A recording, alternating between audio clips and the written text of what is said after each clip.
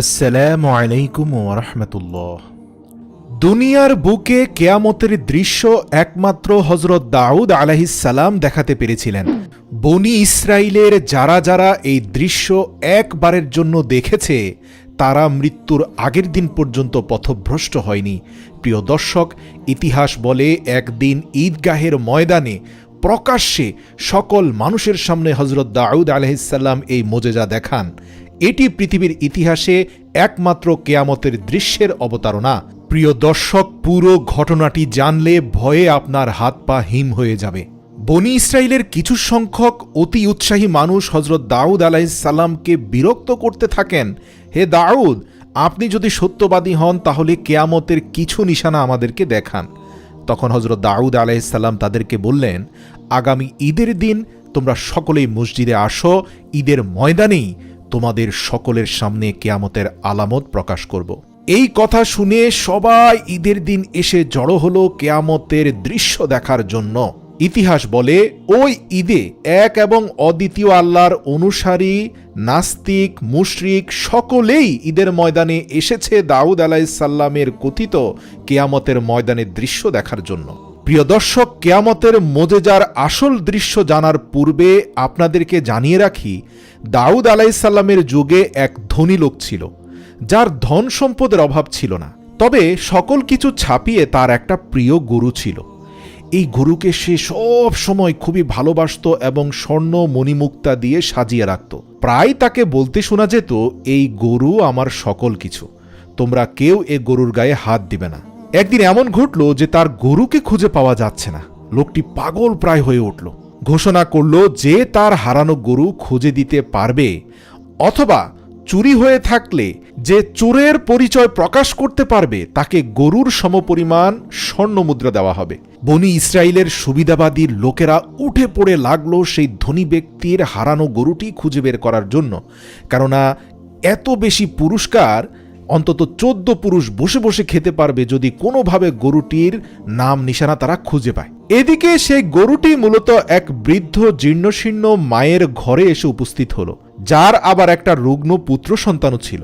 মূলত এই বৃদ্ধ মহিলা তার রুগ্ন পুত্র সন্তানকে নিয়ে দীর্ঘ 80 বছর ধরে নির্জন এলাকায় আল্লাহ পাকের ইবাদতে মশগুল রয়েছে। তারা তাঁবু বানিয়ে প্রতিনিয়ত আল্লাহ পাকের ইবাদত করত, নামাজ রোজা করত। অতি অসহায় ছিল, অনাহারে কষ্ট পাচ্ছিল। আল্লাহ পাকের হুকুমে আল্লাহ রাব্বুল আলামিন সেই বৃদ্ধার ঘরের সামনে একটা আনার গাছ ফলিয়ে দিলেন এবং সেই আনার গাছে অলৌকিকভাবে প্রতিদিন 2টি করে আনার ধরত। তারা মা এবং ছেলে 2টি আনার খেয়ে আবার পুনরায় আল্লাহ পাকের ধ্যানে মশগুল হয়ে যেত। যেদিন থেকে এই অসহায় বৃদ্ধা নারীর ঘরের সামনে এসে গরুটি দাঁড়িয়ে থাকলো, সেদিন থেকে তাদের গাছে আনার ধরা বন্ধ হয়ে গেল। 2 দিন টানা ক্ষুধার্ত অবস্থায় থেকে খুবই দুর্বল হয়ে পড়ল বৃদ্ধা মহিলা এবং তার রুগ্ন পুত্র। অসহায় হয়ে তারা আল্লাহ পাকের কাছে সাহায্য চাইতে থাকল। এদিকে সেই ধনী ব্যক্তির হারিয়ে যাওয়া গরুটি সেই বৃদ্ধ মহিলার ঘরের সামনে থেকে বিদায় হচ্ছে না। সে সেখানে 2 দিন ধরে দাঁড়িয়ে আছে আর অলৌকিকভাবে বারবার বলে যাচ্ছে, হে আল্লাহর বান্দি এবং হে আল্লাহর বান্দা, তোমরা আমাকে আল্লাহর নামে জবাহ করো এবং ভক্ষণ করো। সেই বৃদ্ধ মহিলার ছেলেটি বলল, মা, এই গরু গত 2 দিন থেকে আমাদের ঘরের সামনে আসার পরে আল্লাহ পাকের তরফ থেকে আসা 2টি আনার বন্ধ হয়ে গিয়েছে। যে আল্লাহ আমাদের রিজিক হিসাবে 2টি আনার ফল দিতেন, সেই আল্লাহ আবার এই গরু পাঠিয়েছেন, এদিকে আনারও বন্ধ করে দিয়েছেন। আমার বিশ্বাস এটা আমাদের জন্য হালাল। আল্লাহ পাকের ইশারা ব্যতীত কিছুই হয় না। বৃদ্ধ মহিলা অতি মাত্রায় একজন আল্লাহ ভীরু নারী ছিলেন। তিনি বললেন, দেখো, আমরা ঝুঁকি নিতে পারি না, আমরা জানি না এই গরু কার। আজ যদি আমরা ক্ষুধার তাড়নায় হারাম কিছু ভক্ষণ করে ফেলি, আমাদের আজীবনের সকল আমল নষ্ট হয়ে যাবে। কিন্তু সেই বৃদ্ধ নারীর পুত্রটি সেই মাকে বুঝাতে সক্ষম হলো যে আল্লাহ আমাদের আনার ফল দিতেন, সে আল্লাহই আমাদেরকে এই গরু পাঠিয়েছেন, না হয়তো গাছে আনার ফল ধরা বন্ধ হবে কেন। এক পর্যায়ে সে বৃদ্ধা নারী রাজি হলেন। অতঃপর তারা আল্লাহর নামে সে গরুটিকে জবেহ করে কাবাব বানিয়ে খেতে থাকলেন। এবং কিছু সংখ্যক গরুর গোশত তারা আলাদা স্থানে রাখল যাতে আশপাশের প্রতিবেশীদের মাঝেও তা বিতরণ করতে পারে। এদিকে সেই ধনাঢ্য ব্যবসায়ী যার গরু মূলত জবেহ করে এই বৃদ্ধা নারী এবং তার পুত্র খেয়েছে, সেই ব্যবসায়ীর একজন গোয়েন্দা সেই বৃদ্ধার বাড়ি পর্যন্ত পৌঁছে গেল। সেখানে গিয়ে পৌঁছে দূর থেকে সেই গরুর মাথার অংশটা দেখে চিনে ফেলল। অতপর সে বৃদ্ধা নারীকে বলল, আপনি অত্যন্ত দয়াশীল একজন মানুষ, আল্লাহর রাস্তায় আমাকে কিছু মাংস দিন যাতে আমি ভক্ষণ করে আপনাদের জন্য দোয়া করতে পারি। সেই বৃদ্ধা নারী আলহামদুলিল্লাহ পড়ে তাকে বললেন, আপনার যতটুকু প্রয়োজন নিয়ে নিন, নিঃসন্দেহে আল্লাহ সর্বোত্তম রিজিকদাতা। সুযোগ পেয়ে সেই মহিলা গোয়েন্দা কিছু মাংস নেওয়ার পাশাপাশি গরুর মাথাটিও নিয়ে গেল এবং সেই ধনাঢ্য ব্যবসায়ীর সামনে এই মাথা উপস্থাপন করে বলল, দেখুন, আমি আপনার গরুর হত্যাকারীকে খুঁজে বের করেছি।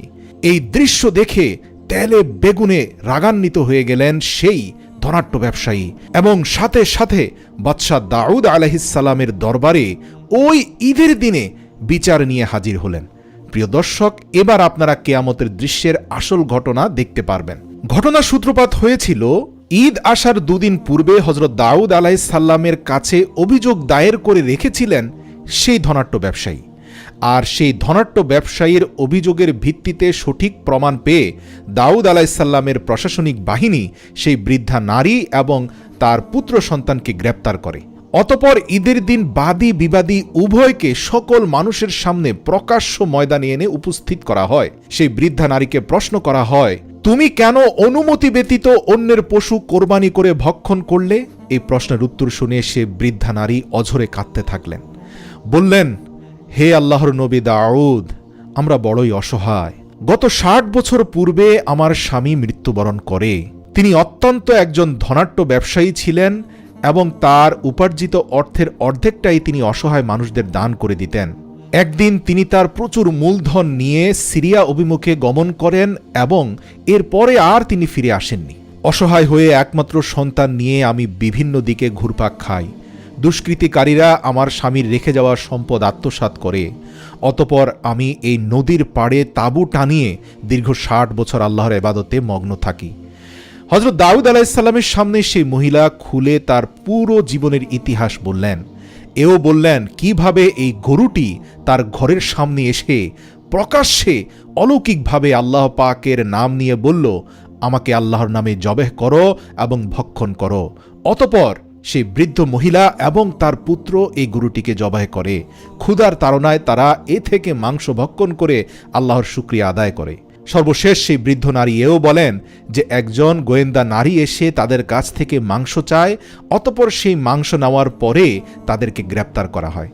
সকল কিছু শুনে হযরত দাউদ আলাইহিসসালাম সেই ধনী ব্যবসায়ীকে বলল, তুমি তো আল্লাহ পাকের হুকুমে অনেক সম্পদের মালিক, তুমি চাইলে এই নারীকে যদি ক্ষমা করে দাও, আল্লাহ তাআলা কিয়ামতের ময়দানে তোমাকে অনেক সম্পদ দান করবেন। সেই রাগান্বিত ব্যবসায়ী বলল, হে দাউদ, আমি আপনার সামনে ন্যায় বিচারের জন্য এসেছি, আমি দয়া আর ক্ষমা প্রদর্শনের জন্য এখানে আসিনি। এ কথা শোনার পর হযরত দাউদ বললেন, ঠিক আছে, আমি না হয় আমার উপার্জিত সম্পদ থেকে তোমার গরুর দাম দিয়ে দিচ্ছি, তুমি সেই বৃদ্ধ নারীকে ক্ষমা করে দাও। এ কথা শুনে রাগান্বিত সেই ব্যবসায়ী হযরত দাউদ আলাইহিসসালামকে অপমান করা শুরু করলেন। প্রকাশ্য দিবালোকে বনি ইসরাইলের সামনে বলতে থাকলেন, হে বনি ইসরাইল জাতি, তোমাদের বাদশার কর্মকাণ্ড দেখো। আজগুবি গল্প শুনিয়ে সে অপরাধীকে রক্ষা করার চেষ্টা করছে। তোমাদের কেউ কি বিশ্বাস করো যে একটা গরু প্রকাশ্য দিবালোকে মুখ দিয়ে বলবে, আমাকে আল্লাহর নামে জবাই করো আর ভক্ষণ করো, আমি আল্লাহর তরফ থেকে এসেছি? এ কথা শুনে সমস্বরে সকল বনি ইসরাইলের লোকজন উচ্চ স্বরে হাসাহাসি করতে থাকলেন এবং হযরত দাউদ আলাইহিসসালামকে তিরস্কার এবং টিটকারি করতে থাকলেন। সাথে সাথে আল্লাহ রাব্বুল আলামিনের আরশ কেঁপে উঠল। হযরত জিবরাইল আলাইহিসসালাম নেমে আসলেন এবং দাউদ আলাইহিসসালামকে বললেন, হে আল্লাহর নবী, আল্লাহর তরফ থেকে সিদ্ধান্ত হয়েছে এই বিচারের জন্য আল্লাহ রাব্বুল আলামিন দুনিয়ার বুকে কিয়ামত প্রতিষ্ঠা করবেন। তুমি এই অহংকারী ব্যবসায়ীকে জিজ্ঞেস করো এই গরুর আসল মালিককে। যেহেতু জিবরাইল আলাইহিসসালামের কথা শুধুমাত্র দাউদ আলাইহিসসালাম শুনছিলেন, তাই প্রকাশ্য মজলিসে হযরত দাউদ আলাইহিসসালাম উচ্চ স্বরে ধমক দিয়ে সবাইকে থামিয়ে দিয়ে বললেন, হে ব্যবসায়ী, ঠিক আছে, তোমার কথা মতোই ন্যায় বিচার হবে। এবার তুমি প্রকাশ্য দিবালোকে সবার সামনে বলো তো, এই গরুর আসল মালিক কি তুমি নাকি অন্য কেউ? সাথে সাথে সেই ব্যবসায়ী বলল, হে দাউদ, অবশ্যই আমি এই গরুর মালিক।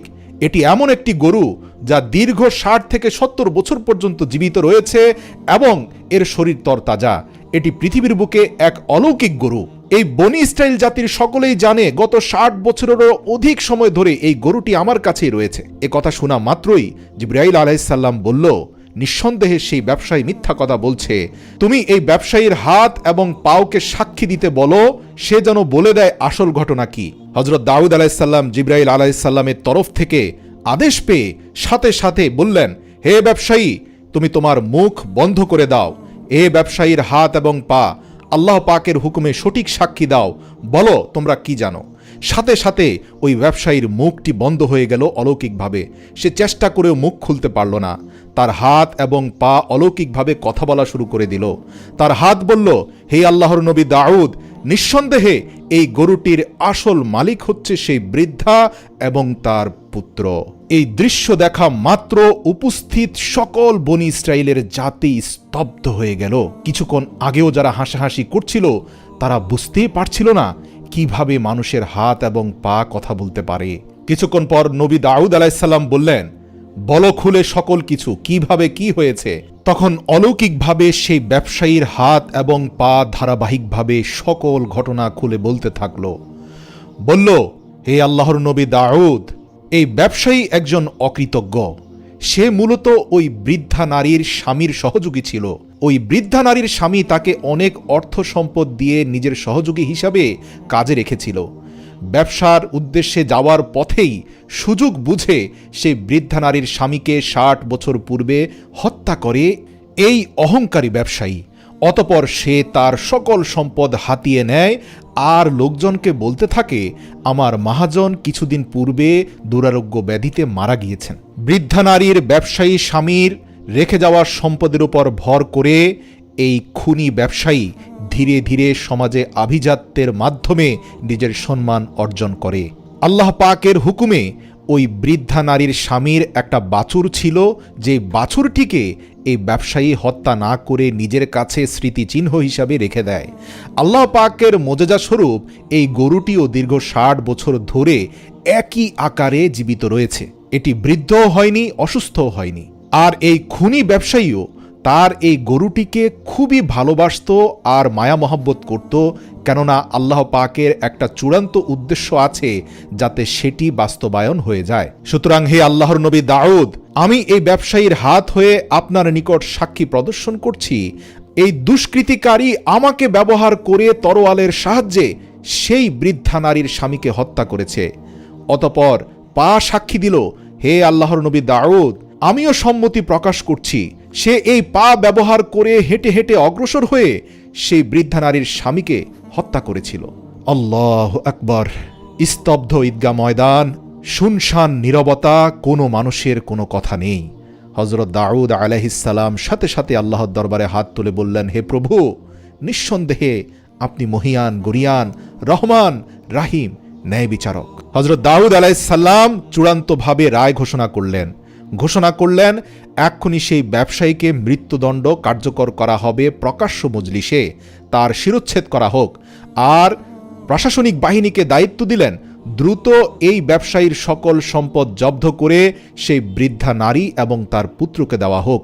ইতিহাস বলে ওই মজলিসে উপস্থিত সকলে মৃত্যুর আগের দিন পর্যন্ত কিয়ামতের দৃশ্যের এই অবতারণা দেখে কোনো দিন মিথ্যা বলেননি, প্রতারণার আশ্রয় নেয়নি। এরা প্রত্যেকেই ইমানদার হয়ে যায়। হযরত দাউদ আলাইহিস সালাম মজলিস শেষে বলেন, ইয়া বনি ইসরাইল, জেনে রাখো, কিয়ামতের দৃশ্যগুলোর একটা ছোট্ট নিশানা হচ্ছে হাত এবং পা তোমাদের অন্যায় অপরাধের সাক্ষী দিবে। আল্লাহ শুধু এই একটি নমুনা প্রকাশ্য মজলিসে দেখিয়েছেন, বাকিগুলো কিয়ামতের ময়দানে দেখাবেন। সময় থাকতে সতর্ক হয়ে যাও। তুমি আজ দুনিয়ার বুকে মিথ্যা সাক্ষী দিতে পারো, আজ দুনিয়ার বুকে মিথ্যা ছল ছাতুরির আশ্রয় নিয়ে দিনকে রাত, সত্যকে মিথ্যা বানাতে পারো, কিন্তু কিয়ামতের ময়দানে আল্লাহ পাক তোমার মুখ বন্ধ করে দিবেন, তোমার হাত পা সাক্ষী দিবে। সেদিন আরও এমন অনেক ভয়াবহ ঘটনা ঘটবে যার হাত থেকে কোনো অপরাধী রক্ষা পাবে না।